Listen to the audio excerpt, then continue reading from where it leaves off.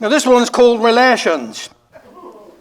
Father was at the table checking his football pools, old homes and their ways, and following the rules. Young Herbie came in through the door, all smiling and excited. "Hello," says Dad, "what's up with you? You're looking some delighted." "Congratulate me, Dad," says Herb, "for I have found a love." "Well, that is handsome news," says Dad. "Who was he thinking of?" His son just pulled his ear and blushed, his voice all soft and gooey. "I've asked for Fanny Jenkins, she'd live over Truey." His father's face was stony. "My answer must be no. You see, my son, it cannot be. I cannot allow it so." "Why ever not?" young Herbie cried.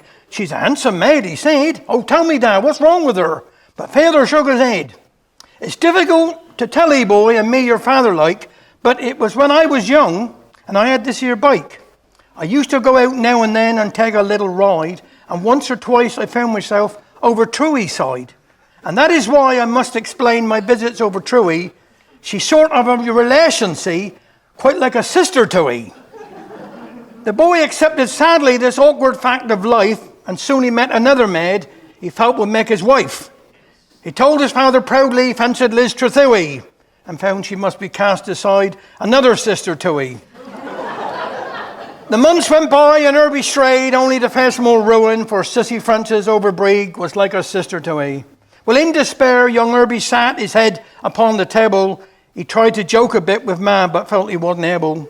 "What's the matter, boy?" his mother said. "You're sickening, I don't wonder. You're tithing like an adder, boy, and your face is black as thunder." "Oh, I can't stand it, Ma," he cried. "My heart has gone on strike, and it's all because of Heather, he and his bloomin' bike. For every maid I look upon, be it Mousel or Trelister, my father been there on his bike, and she's bloomin' near my sister." But Ma was stiff with laughing. She hooted like a good un. "Oh, so that what has upset you. Don't you worry, my old puddin', for you can wed the maid over Braig and the one over Truey, and don't you worry over Da. He's no relation to 'ee."